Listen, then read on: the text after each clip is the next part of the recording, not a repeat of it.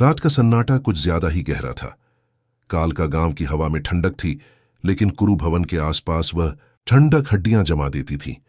अमित, स्वाति और रिया ने इस हवेली को किराए पर लिया था। शहर की महंगी जिंदगी से तंग आकर अमित ने सोचा था कि गांव की सादगी में सुकून मिलेगा। हवेली सस्ती थी क्योंकि कोई वहां रहना नहीं चाहता था। गांव वालों ने चेतावनी दी थी, वहां मत रहो, वो जगह ठीक नहीं। लेकिन अमित ने इसे अंधविश्वास माना। पहली रात को हवेली की पुरानी लकड़ियां चरमराईं। दीवारों पर नक्काशी थी, योद्धा, रथ और युद्ध के दृश्य। मुख्य हॉल में एक विशाल चित्र टंगा था। उसमें एक योद्धा गदा लिए खड़ा था। उसकी आंखें इतनी जीवंत थीं कि देखने वाला ठिठक जाए। चित्र के नीचे लिखा था, धृतराष्ट्र पुत्र दुर्योधन। महाभारत का दुर्योधन। अमित ने बुदबुदाया। स्वाति ने हंसते हुए कहा, तुम्हें हर जगह कोई ना कोई कहानी ढूंढनी होती है। लेकिन रिया को कुछ अजीब लगा। उसने कहा, भैया मुझे ये जगह डरावनी लगती है, जैसे कोई हमें देख रहा हो। अमित ने इसे बच्चे की कल्पना कहकर टाल दिया। दूसरी रात को आधी रात में हवेली के हॉल से गदा टकराने की आवाज आई, जैसे दो योद्धा आपस में भिड़ रहे हों। अमित ने टॉर्च लेकर हॉल की ओर कदम बढ़ाए। वहां कुछ नहीं था सिवाय एक ठंडी हवा के, जो बिना खिड़की खुले भी कमरे में घूम रही थी। रिया डर से कांप रही थी। उसने कहा, मैंने सपने में उस चित्र वाले योद्धा को देखा। वो कह रहा था, ये मेरा घर है, तुम सब मरोगे। स्वाति ने रिया को चुप कराया, लेकिन अमित की पत्रकारिता वाली जिज्ञासा जाग चुकी थी। अगले दिन उसने गांव के पंडित रामलाल से मुलाकात की। पंडित ने गंभीर स्वर में कहा, कुरु भवन उस भूमि पर बनी है जहां दुर्योधन ने अपने अंतिम क्षण बिताए। उसकी आत्मा को शांति नहीं मिली। वो हर उस इंसान से बदला लेना चाहता है जो उसके क्षेत्र में कदम रखता है। अमित ने इसे अंधविश्वास माना, लेकिन पंडित की एक बात उसके दिमाग में अटक गई।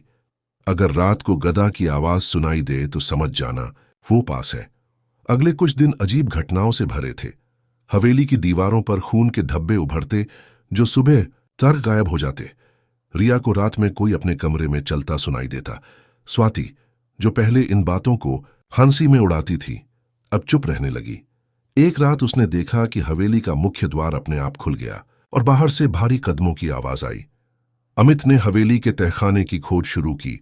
वहां उसे एक पुराना ताला लगा दरवाजा मिला, जिस पर संस्कृत में कुछ लिखा था। उसने अपने दोस्त विक्रम, एक इतिहासकार, को फोटो भेजी। विक्रम ने फोन पर चेतावनी दी, ये श्लोक किसी अभिशाप की बात करता है। लिखा है, जो इस द्वार को खोलेगा वो अनंत काल तक दुर्योधन का गुलाम बनेगा। अमित, वहां से निकल जाओ। लेकिन अमित ने इसे चुनौती समझा। उसने ताला तोड़ने का फैसला किया। उस रात जब उसने हथौड़े से ताला तोड़ा, हवेली में एक तेज चीख गूंजी। रिया और स्वाति डर से एक दूसरे से लिपट गईं। तहखाने से काली धुंध निकली और उसमें से एक परछाई उभरी। वही योद्धा गदा लिए जिसका चित्र हवेली में था। उसकी आंखें लाल थीं। तुमने मुझे आजाद किया, परछाई ने गरजते हुए कहा। अब तुम सब मेरे हो। अमित, स्वाति और रिया सदमे में थे। हवेली की हवा अब और ठंडी हो चुकी थी। हर कोने से एक अजीब सी साएं साएं की आवाज आ रही थी, जैसे कोई धातु पत्थर पर रगड़ रहा हो। अमित ने हिम्मत जुटाकर परछाई से सवाल किया, तू कौन है? हमें क्यों सता रहा है? परछाई हंसी और उसकी हंसी से हवेली की दीवारें कांप उठीं। मैं दुर्योधन हूं, कुरुवंश का राजकुमार। ये भूमि मेरी है और तुमने मेरा अपमान किया। अब तुम्हारा अंत निश्चित है। स्वाति ने रिया को पीछे खींचा और चिल्लाई, अमित, इसे और मत उकसाओ। लेकिन अमित रुका नहीं। उसने कहा, तू एक आत्मा है, तेरा समय खत्म हो चुका है, हमें छोड़ दे। परछाई ने गदा को हवा में लहराया और उसी पल हवेली का चांदनी रात में डूबा हॉल अंधेरे में डूब गया। रिया ने चीख कर कहा, भैया मुझे उसकी आंखें दिख रही हैं, वो हर जगह है। अगली सुबह अमित ने पंडित रामलाल को बुलाया। पंडित ने हवेली में कदम रखते ही माथे पर पसीना देखा। उन्होंने कहा, तुमने ताला तोड़कर बहुत बड़ी गलती की। ये हवेली दुर्योधन की आत्मा का कारागार थी, अब वो आजाद है। पंडित ने एक पुरानी किताब निकाली और बताया, महाभारत के युद्ध में दुर्योधन का अंत भले ही भीम के हाथों हुआ, लेकिन उसकी आत्मा ने शांति नहीं पाई। उसने अपनी हार को कभी स्वीकार नहीं किया। कहते हैं कुरुक्षेत्र की धरती पर उसने एक अभिशाप दिया था, जो भी उसकी भूमि पर बिना उसकी इजाजत आएगा वो उसका गुलाम बनेगा। ये हवेली उसी अभिशाप का हिस्सा है। अमित ने पूछा, इसे रोकने का कोई तरीका है? पंडित ने कहा, हां, लेकिन मुश्किल है। तहखाने में एक गुप्त कक्ष है जहां दुर्योधन की गदा का अवशेष रखा है। उसे जलाकर ही आत्मा को रोका जा सकता है, लेकिन वो तुम्हें ऐसा करने नहीं देगा। उसी रात आत्मा ने फिर हमला किया। रिया अपने कमरे में थी जब उसका बिस्तर हिलने लगा। उसने देखा दीवार पर खून से लिखा, थैस, मेरे साथ आओ। वो चीखती हुई अमित के पास भागी। स्वाति ने देखा कि हवेली का मुख्य चित्र जिसमें दुर्योधन था अब खाली था। योद्धा की तस्वीर गायब थी। अमित ने तहखाने में वापस जाने का फैसला किया। उसने एक लोहे की रॉड और माचिस साथ ली। तहखाने में कदम रखते ही उसे लगा कोई उसका गला दबा रहा है। उसने देखा दुर्योधन की परछाई उसके सामने थी। तू मेरी शक्ति छीनना चाहता है? आत्मा ने कहा, पहले तुझे मेरे दर्द को समझना होगा। उसी पल अमित को दर्शन होने लगे।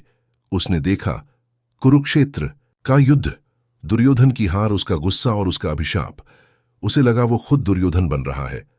स्वाति ने उसे झकझोरा और किसी तरह बाहर खींच लिया। अमित ने पंडित से दोबारा मुलाकात की। पंडित ने बताया, आत्मा तुम्हारे दिमाग पर कब्जा करना चाहती है। अगर तुमने गदा को नहीं जलाया तो वो तुम में समा जाएगा। पंडित ने एक मंत्र दिया और कहा, इसे पढ़ते रहना, ये तुम्हें बचाएगा। रिया ने भी हिम्मत दिखाई। उसने कहा, भैया, मैं तुम्हारे साथ तहखाने चलूंगी, मैं डरूंगी नहीं। स्वाति ने मना किया, लेकिन रिया ने कहा, अगर हम साथ नहीं लड़े तो वो हमें अलग अलग मार डालेगा। हवेली अब एक चाल बन चुकी थी। हर रात दुर्योधन की आत्मा और मजबूत होती थी। गांव वालों ने हवेली के आसपास जाना बंद कर दिया। अमित, स्वाति और रिया ने फैसला किया कि वो अब पीछे नहीं हटेंगे। अमित, रिया और स्वाति तहखाने में उतरे। पंडित ने उन्हें एक ताबीज दिया था जो आत्मा की शक्ति को कम करता था। तहखाने में हवा इतनी भारी थी कि सांस लेना मुश्किल था। हर कदम पर गदा टकराने की आवाज गूंजती थी।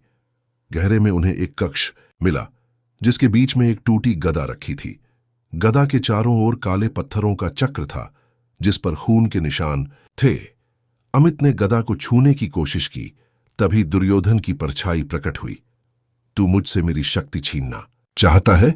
आत्मा ने गरज कर कहा, मैं अमर हूं, ये धरती मेरी है।